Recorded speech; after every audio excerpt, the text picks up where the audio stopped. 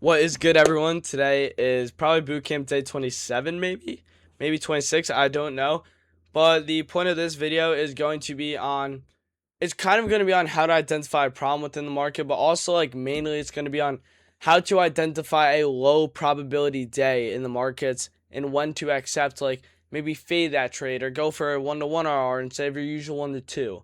Maybe de-risk a little bit, the stuff like that. As I think this video is going to be very important, as this summer is some of the worst price action we've seen, typically like all the summers.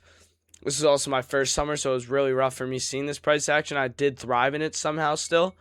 I did find a way, but price is only going to get easier and can get harder, but once like price starts being seen, we're going to do good.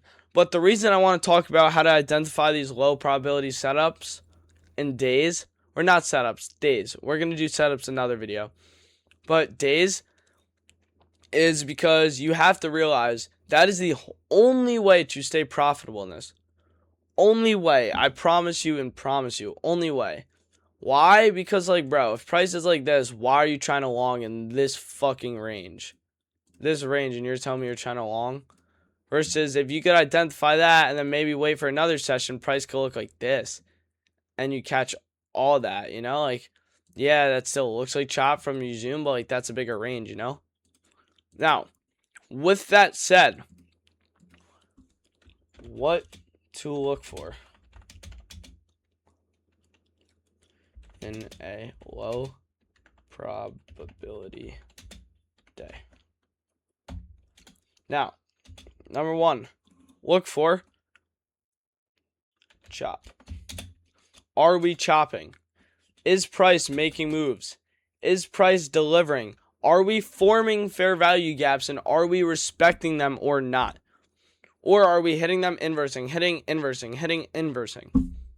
Are we taking out main draws? Do we have a clear trend? These are just questions you could ask yourself. What did the previous session do?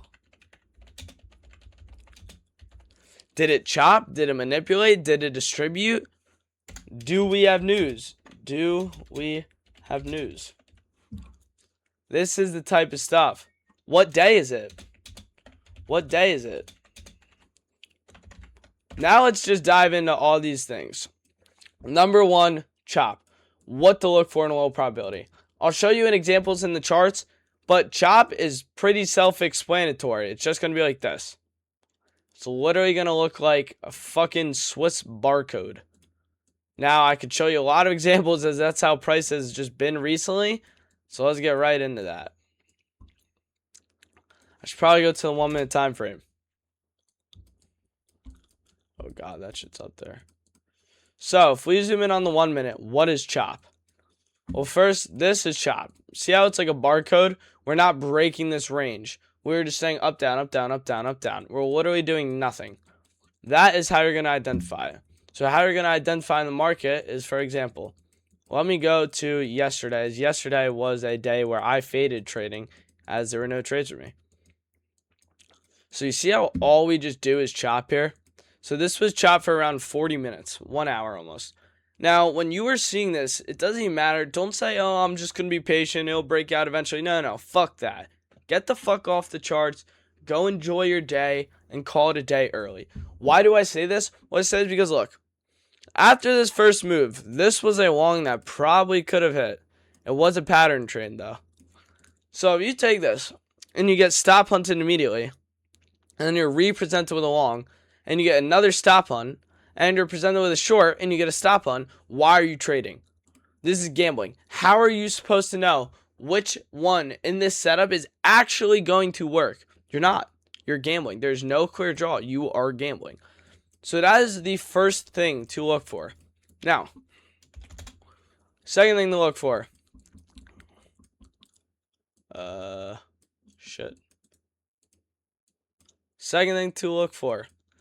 Main draws. Do we have draws of liquidity? For example, if we go to the 1 minute time frame, this was yesterday.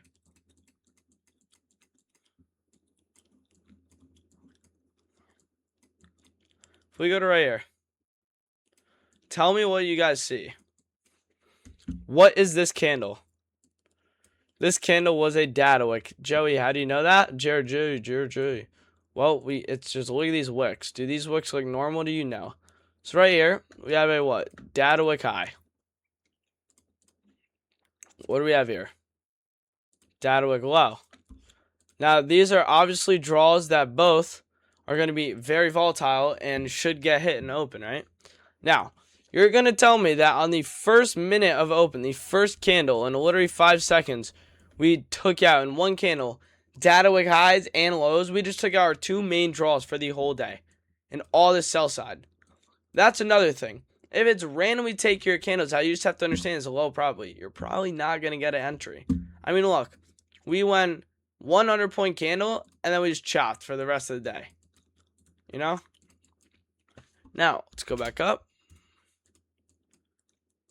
Now what? A clear trend. Is there a clear trend? Now, how do we identify this? Well, we identify this from going on the 15-minute time frame. If we go on the 15-minute time frame yesterday when this trade occurred,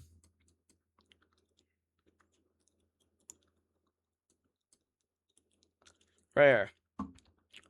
Well, what do we see? We created a 15-minute gap. Did it get respected? No, we inversed it. Now we created this bullish gap. Did it get respected? No, we inversed it. Now we create a bearish gap. Did it get respected? No, we inversed it. And you see how this pattern just keeps going? We're not showing a trend whatsoever. Now, you want to be looking for this on the 5-minute 15. Just look at this. It's a straight fucking barcode. Why are you trading that? No. Get off the charts. Now, what did the previous session do? This matters a lot, mainly with Asia's session. Why? Well, as you guys know, we have PO3. PO3 is manipulation, which is going to be a manipulation, accumulation, and distribution. It usually goes accumulation, so we're going to accumulate. We're going to manipulate lower or higher, and then we distribute. Or it's manipulation, manipulate, distribute. Something like that, you know? Now, you want to see this with sessions. For example, on Monday, New York...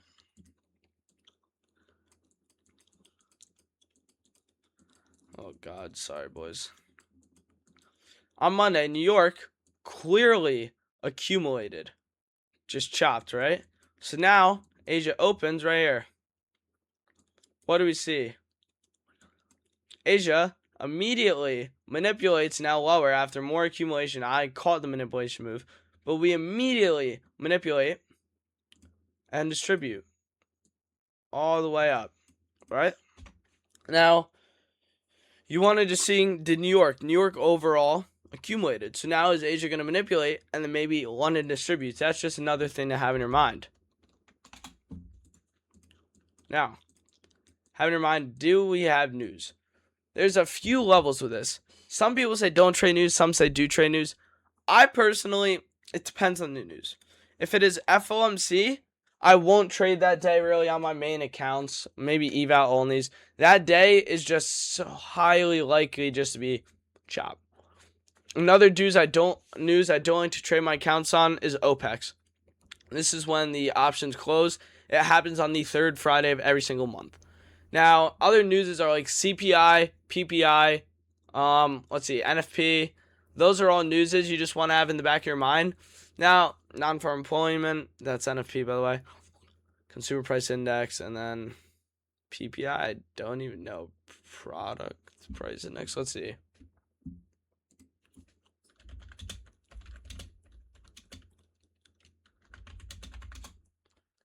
Yeah, Producer Price Index. Those newses are pretty fun to actually trade on, as you're going to get a data wick at 8:30. And the data wick's going to look like some bullshit like this, right? Like a candle. It could be huge. It could be small. And usually like a crazy wick. You hope the other wick's small, but they might both be huge. Now, if it's like this, it is very easy to trade, as when open happens, usually what will happen is one side will get swept, and then the other will immediately get taken for after, and you could catch some crazy RR. So I actually like trading those days. Not FOMC or OPEX, but those days I'm fine with. Now, another thing is, what day is it? The reason I say this is for a couple reasons. If it is like a no news Monday, there is a very high chance that price is going to be very shit and low probability, and you just have to accept that. There's going to be nothing moving. Now, if it's a Friday, usually that's when OPEX can be the third Friday every month. Sometimes I just don't like trading Friday because it's low probability with your psychology. You have the weekend right before you. You want to get your last bits of money. Maybe you will revenge trade for that payout. Statistically, Friday is the day where most money is given out trading. Now, anyways, this is pretty much what I look for in a no probability day. But it's kind of obvious. It's just screen time. You're going to have to learn through screen time. But it's really just, is price faking out? Are we in a range? Are we not breaking the range? Like, if you have two conditions, like a 30-minute fair value gap, like, look. Maybe, what the fuck? Maybe you have this. You have this fair value gap, and you have like this fair value gap. Now, price, market's about to open, market taps this, and immediately we go to break out, and we don't break through that, and we just end up going like this all day. Like, you're stuck between two ranges. You should not be trading that. You have no clue what's going to happen. Now, with that said, that is pretty much how to identify a low probability day. But the biggest thing to identify in your head is just come into the day saying you are not going to trade unless you are forced to come. Like, you are fucking forced, where NQ gives you a god-looking setup that if you don't take it, you're going to be fucking furious and pissed. Now, with that said, that's the low probability day. Just look to fade those. I'll make another video maybe on a low probability setup day. But that's just stuff like that. So, see you in the next one. Peace.